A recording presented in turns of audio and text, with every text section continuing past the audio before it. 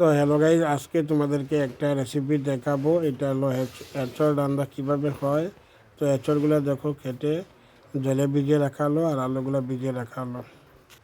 তো বন্ধুরা, যারা ভিডিওতে আমার চ্যানেলে নতুন, প্লিজ আমার চ্যানেলটাকে সাপোর্ট করবে, সাবস্ক্রাইব করে পাশে থাকবে, তাহলে দেখতে থাকো। বন্ধুরা, এখন তোমাদের দিদিভাই একটু কথা বলবে এই রেসিপি সম্পর্কে। বলো। তো বন্ধুরা, তোমরা কেমন আছো? আশা করি সবাই ভালো আছো। তো সবাইকে প্রথমে শুভ নববর্ষের তৃতীয় শুভেচ্ছা। তো সবাইকে বলবো এই বছর যাতে সবার ভালো কাটে এই কামনাই করি। তো আজকে দেখো আমি এঁচড় রান্না করব। তো আমি প্রথমে দেখো এঁচড়টা কেটে রেখেছি, কেটে হলুদ জলে প্রায় 10 মিনিট ভিজিয়ে রেখেছি। তারপর হলুদ জল থেকে তুলে ওই বাটিটাতে রাখলাম।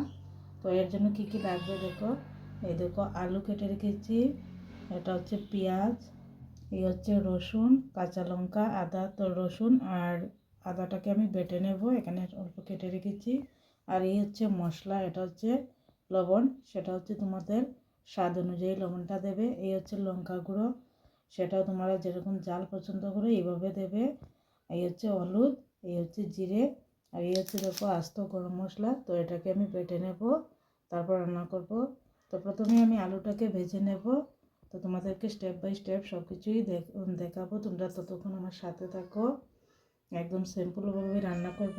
রান্নাটা কেমন হয় তোমরা বলবে অবশ্যই কমেন্ট করে। তো বন্ধুরা দেখো, আমি আলুটা ভেজে নিচ্ছি। একটু গ্যাসের আগুনটা একটু লো ফ্লেমে রেখে দেখো আলুটার কালারটা কত সুন্দর হয়ে এসেছে। তো আলুটাকে প্রথমে ভাজতে হবে, আলুটা ভাজলে আলুটা খেতেও দারুণ লাগে। দেখো, তারপর আমি মশলাগুলো ভাজবো। তো তোমরা স্টেপ বাই স্টেপ সব কিছু দেখবে, স্কিপ করবে না। দেখো বন্ধুরা, আলুটা ভাজা হয়ে গেছে। তো বেশি লাল করে ভাজবো না, অল্প অল্প করে ভাজবো। তো এবার আলুটাকে আমি তুলে নিচ্ছি, তুলে একটা পাত্রে রাখবো। তারপর আমি মশলাগুলোকে ভাজবো, তোমরা থাকো সবাই। তো দেখো, এবার আমি প্রথমে আদা রসুনগুলো তেলে দিয়ে দিয়েছি, এরপরে সব মশলাগুলো দিয়ে দেবো। মশলাগুলো ভালো করে কষানো হয়ে গেলে তারপর আমি এঁচড়টা দিয়ে দেবো তার মধ্যে। দেখতেই পাচ্ছ খুব সুন্দর একটা কিন্তু গন্ধ বেরিয়ে আসছে, যেটা তোমরা বুঝবে না, আমি বুঝতে পারছি।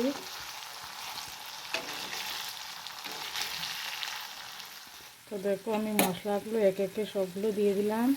এবার দেখো মশলার কালারটা কত সুন্দর এসেছে। তো মশলাটা একটু ভাজা হয়ে গেলে তারপর এর মধ্যে এঁচড়টা ছেড়ে দেবো। ভেজে রাখা আলু সবগুলো একত্রে দিয়ে দেবো। মশলার কালারটা খুবই সুন্দর এসেছে।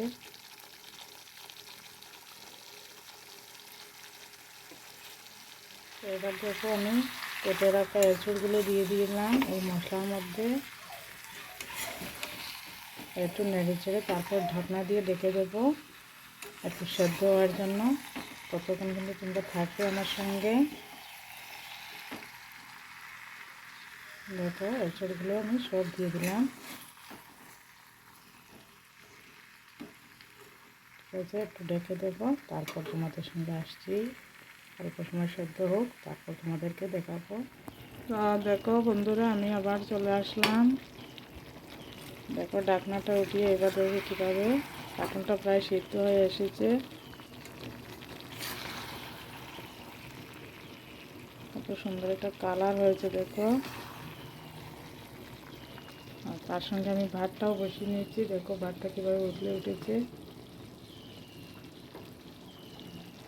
ঠিক আছে, আবার ঢাকা দিয়ে দেবো এঁচড়টাকে। তো দেখো বন্ধুরা, এঁচড়টা কীভাবে হয়ে গেছে পুরোটাই। এবারে অল্প জল দেব, জল দিয়ে তারপর ভালো করে জলটাকে মিশিয়ে গরম করে নামিয়ে নেব। ওইদিকে দেখো গরম মশলাটাও বেটে রেখেছি, তার সঙ্গে দেখো লেবু পাতাও আছে, ওই লেবু পাতাটা দেবো, তাতে খুব একটা ভালো ফ্লেভার আসে। ওই লেবু পাতা দিয়ে তোমরা রান্না করবে, দেখবে খেতে খুব দারুণ লাগে। তো দেখো, আমি অল্প জল মেশাবো, বেশি জল দেবো না। হয়ে গেছে, আর দেবো না, এতটুকুতেই হয়ে যাবে। তো ঠিক নামাবার অল্প আগে গরম মশলাটা দিয়ে দেবো, লেবু পাতাটাও ঠিক একই সঙ্গে দিয়ে দেবো। আর লেবু পাতার যে ফ্লেভারটা একটু দারুণ লাগে না খেতে, তোমরা একবার বানিয়ে খেয়ে দেখো। ফাইনালি আমার রান্নাটা কমপ্লিট হয়ে গেছে। আমি লেবু পাতা, তারপর গরম মশলা সবগুলো দিয়ে দিয়েছি। এবার আমি কী করবো, একটু নেড়ে চেড়ে গ্যাসটা অফ করে দেবো। তো তোমরাই বলবে কমেন্ট করে কেমন হয়েছে। দেখতে তো দারুণ লাগছে আমার কাছে, তো তোমাদের কাছে কেমন লেগেছে একটু জাস্ট কমেন্ট করে বলবে। পুরোপুরিটাই কমপ্লিট হয়ে গেল। খুব সুন্দর একটা গন্ধ বেরোচ্ছে, সত্যি দারুণ লাগে। এই এঁচড় তরকারিটা খেতে খুবই ভালো লাগে। তোমাদের কেমন লাগে একটু কমেন্ট করে বলো। থ্যাংক ইউ সবাইকে।